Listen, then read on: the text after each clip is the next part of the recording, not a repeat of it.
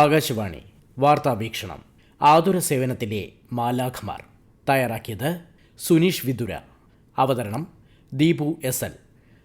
ആതുര ശുശ്രൂഷ രംഗത്ത് നഴ്സുമാരുടെ സേവനത്തിനും ആത്മാർത്ഥതയ്ക്കുമുള്ള അംഗീകാരമാണ് ലോക നഴ്സസ് ദിനം. ആധുനിക നഴ്സിംഗിന്റെ സ്ഥാപക ഫ്ലോറൻസ് നൈറ്റിംഗേലിന്റെ ജന്മദിനമായ മെയ് 12 എല്ലാ വർഷവും ലോക നഴ്സസ് ദിനമായി ആചരിക്കുന്നത്. നമ്മുടെ നഴ്സുമാർ നമ്മുടെ ഭാവി, ശാക്തീകരിക്കപ്പെട്ട നഴ്സുമാർ ജീവൻ രക്ഷിക്കുന്നു എന്നതാണ് ഈ വർഷത്തെ പ്രമേയം. ഇന്റർനാഷണൽ കൗൺസിൽ ഓഫ് നഴ്സസ് 1974 മുതലാണ് ഔദ്യോഗികമായി നഴ്സസ് ദിനം ആചരിക്കുന്നത്. ലോകമെമ്പാടുമുള്ള നഴ്സുമാരുടെ സേവനങ്ങളെയും കരുതലിനെയും സ്നേഹത്തെയും ഈ ദിനത്തിൽ ആദരിക്കുകയും ഓർമ്മിക്കുകയും ചെയ്യുന്നു.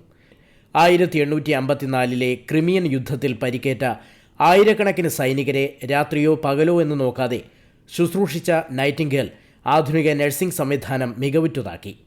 ക്രിമിയൻ യുദ്ധത്തിൽ 5 ലക്ഷത്തിൽ പരം സൈനികരാണ് കൊല്ലപ്പെട്ടത്. എന്നാൽ കൂടുതൽ പേരും മരണപ്പെട്ടത് പകർച്ചവ്യാധികൾ മൂലമായിരുന്നു. അക്കാലത്തെ ആതുര സേവന രംഗത്തെ ഭൗതിക സാഹചര്യങ്ങൾ വളരെ മോശമായിരുന്നു. വൃത്തിഹീനമായ ചുറ്റുപാടിൽ ധാരാളം രോഗങ്ങൾ പടർന്നു പിടിക്കുന്ന സാഹചര്യമുണ്ടായി. അണുബാധ മൂലം ഒരുപാട് ആളുകൾ മരിക്കുന്ന കാലം കൂടിയായിരുന്നു അത്. ഇത്തരം സാഹചര്യത്തെ ഒഴിവാക്കുന്നതിനായി ഫ്ലോറൻസ് നൈറ്റിംഗേലിന്റെ നേതൃത്വത്തിൽ ധാരാളം പ്രവർത്തനങ്ങൾ നടത്തിയതിൻ്റെ ഫലമായി ആരോഗ്യരംഗത്ത് വൻ കുതിച്ചുചാട്ടം തന്നെ ഉണ്ടായി. നഴ്സുമാരുടെ ജോലി വൈദഗ്ധ്യം വേണ്ട തൊഴിലാക്കി മാറ്റുകയും അവർക്ക് ആവശ്യമായ പരിശീലനം നൽകുകയും ചെയ്തു. നഴ്സിംഗ് മേഖലയിൽ സമഗ്രമായ മാറ്റങ്ങൾ വരുത്തി ആതുര സേവന രംഗത്ത് നഴ്സുമാർ അനിവാര്യ ഘടകമാണ് എന്ന് തെളിയിക്കുകയും ചെയ്തു. നഴ്സുമാരുടെ സേവനം ആരോഗ്യരംഗത്ത് വളരെ പ്രധാനപ്പെട്ടതാണ്. അവരുടെ സേവന മനോഭാവവും ഈ രംഗത്തുള്ള പരിചയവും രോഗികളുടെ ജീവൻ രക്ഷിക്കുന്നതിൽ പ്രധാന പങ്കുവഹിക്കുന്നു. രോഗീ പരിചരണത്തിൻ്റെ സുപ്രധാന ഭാഗമാണ് നഴ്സുമാർ എന്ന് നഴ്സസ് ദിനം നമ്മെ ഓർമ്മിപ്പിക്കുന്നു. ദൈനംദിന രോഗികൾ പാലിക്കേണ്ട വസ്തുതകൾ അവരെ ഓർമ്മിപ്പിക്കുകയും സമയാസമയങ്ങളിൽ മരുന്ന് നൽകുകയും ചെയ്യുന്നത് വളരെ ജാഗ്രതയോടെയാണ്. രാത്രിയും പകലുമില്ലാതെ രോഗികൾക്ക് നിശ്ചിത ഇടവേളകളിൽ ഡോക്ടർമാർ നിർദ്ദേശിക്കുന്നതിനനുസരിച്ചുള്ള കുത്തിവയ്പ്പുകളും മരുന്നുകളും രോഗികളിൽ എത്തിക്കുന്നു. എല്ലാറ്റിനുമുപരി അവരുടെ സ്നേഹത്തോടെയുള്ള ഇടപെടലാണ് രോഗകാഠിന്യത്തെ ഇല്ലാതാക്കുന്ന പ്രധാന ഘടകം.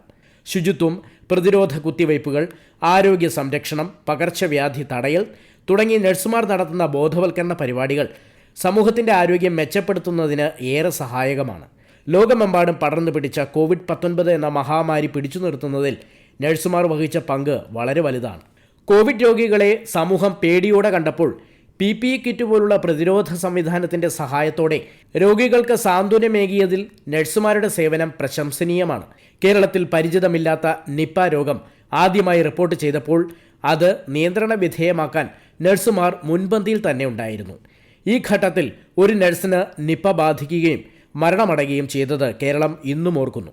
സ്വന്തം ജീവന് ഭീഷണിയായാൽ പോലും രോഗീ പരിചരണം എന്ന കടമ നിർവഹിക്കുന്ന നഴ്സുമാരെ ഈ അവസരത്തിൽ ഓർമ്മിക്കാം. ക്വാറന്റൈൻ സമയത്ത് രോഗികളുടെ അടുത്ത് വീട്ടുകാർ പോലും ചെല്ലാൻ മടിച്ച അവസരങ്ങളിലെല്ലാം നഴ്സുമാരായിരുന്നു അവരുടെ രക്ഷയ്ക്കെത്തിയത്. ലോകാരോഗ്യ സംഘടനയുടെ കണക്കുകൾ പ്രകാരം ആരോഗ്യമേഖലയിലെ ജീവനക്കാരിൽ പകുതിയിലധികവും നഴ്സുമാരാണ്. ആഗോളതലത്തിൽ തന്നെ നഴ്സുമാർക്ക് ഇപ്പോഴും ക്ഷാമം അനുഭവപ്പെടുന്നുണ്ട്. അടുത്ത 5 വർഷത്തിനുള്ളിൽ ഏകദേശം 4.5 ദശലക്ഷത്തോളം നഴ്സുമാർ ലോകത്തെമ്പാടും ആവശ്യമായി വന്നേക്കാം. ഇന്ത്യയിൽ തന്നെ ഏകദേശം 43 ലക്ഷത്തോളം നഴ്സുമാരും അനുബന്ധ ജോലികളും ചെയ്യുന്നവരുമാണ്. ലോകാരോഗ്യ സംഘടനയുടെ കണക്കുകൾ പ്രകാരം 1000 പേർക്ക് 3 നഴ്സുമാരാണ് വേണ്ടത്. എന്നാൽ ഇന്ത്യയിൽ 2-ൽ താഴെയാണ് ഈ അനുപാതം. നഴ്സുമാരുടെ ക്ഷാമത്തെയാണ് ഇത് സൂചിപ്പിക്കുന്നത്.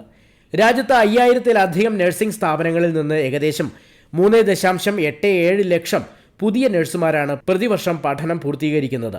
പകുതിയോളം പേർ സ്വകാര്യ നഴ്സിംഗ് കോളേജുകളിൽ നിന്നും മറ്റുള്ളവർ സർക്കാർ, അർദ്ധ സർക്കാർ സ്ഥാപനങ്ങളിൽ നിന്നുമാണ് പഠിച്ചിറങ്ങുന്നത്.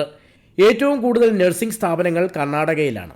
എന്നാൽ രാജ്യത്ത് പഠിച്ചിറങ്ങുന്ന നഴ്സുമാർ എല്ലാവരും ഇന്ത്യയിലല്ല ജോലി ചെയ്യുന്നത്. വിദേശങ്ങളിൽ ജോലി തേടി പോകുന്ന നഴ്സുമാർ ഇന്ന് കൂടി വരികയാണ്. നിലവിൽ 7 ലക്ഷത്തോളം ഇന്ത്യൻ നഴ്സുമാർ വിദേശങ്ങളിൽ ജോലി ചെയ്യുന്നുണ്ട്. UK, കാനഡ, ഓസ്ട്രേലിയ, UAE തുടങ്ങിയ രാജ്യങ്ങളിലേക്കാണ് കൂടുതലായി ഇന്ത്യൻ നഴ്സുമാർ കുടിയേറുന്നത്. മെച്ചപ്പെട്ട വരുമാനവും ഭൗതിക സാഹചര്യങ്ങളും കുടുംബത്തിൻ്റെ കെട്ടുറപ്പുമെല്ലാം വിദേശത്തേക്ക് നഴ്സുമാരെ ആകർഷിക്കുന്ന ഘടകങ്ങളാണ്. ഇന്ത്യയിൽ നിന്ന് വിദേശത്തേക്ക് പോകുന്ന നഴ്സുമാരിൽ ഭൂരിഭാഗം പേരും കേരളത്തിൽ നിന്നാണ് എന്നാണ് കണക്കാക്കിയിരിക്കുന്നത്. വിദേശത്തേക്ക് നഴ്സുമാർക്ക് പോകണമെങ്കിൽ ഇംഗ്ലീഷ് പ്രൊഫിഷ്യൻസി പരീക്ഷയും പ്രൊഫഷണൽ ലൈസൻസിംഗ് പരീക്ഷയും പാസ്സായിരിക്കണം. ഭാഷാ പരീക്ഷയായ IELTS OET എന്നിവ പാസ്സാകുമ്പോൾ തന്നെ ഓരോ രാജ്യത്തും അവിടുത്തെ നഴ്സിംഗ് കൗൺസിലിൽ രജിസ്റ്റർ ചെയ്യാൻ പ്രത്യേക പരീക്ഷയും പാസ്സാകേണ്ടതാണ്. BSc നഴ്സിംഗ് അല്ലെങ്കിൽ ജനറൽ നഴ്സിംഗ് ആൻഡ് മിഡ്വൈഫറി ആണ് യോഗ്യത. പ്രവൃത്തി പരിചയം ചില രാജ്യങ്ങളിൽ നിർബന്ധമാണ്. ഇന്ത്യൻ കൗൺസിൽ ഓഫ് നഴ്സസ് ആണ് ഇന്ത്യയിൽ നഴ്സിംഗ് പഠനത്തെ നിയന്ത്രിക്കുന്നത്. വേതന വർധനവ് ആവശ്യപ്പെട്ട് നഴ്സുമാർ സമരം ചെയ്യുന്ന ഒരു കാലം കൂടിയാണെന്ന്. പല സ്വകാര്യ സ്ഥാപനങ്ങളും മിനിമം വേതനം പോലും നൽകുന്നില്ല എന്ന പരാതിയും നിലനിൽക്കുന്നുണ്ട്. നഴ്സുമാർ ഭൂമിയിലെ മാലാഖമാരാണെന്ന് വിശേഷിപ്പിക്കുമ്പോഴും അവർക്ക് മെച്ചപ്പെട്ട സാഹചര്യങ്ങൾ ഒരുക്കുക എന്നതാണ് പ്രധാനം.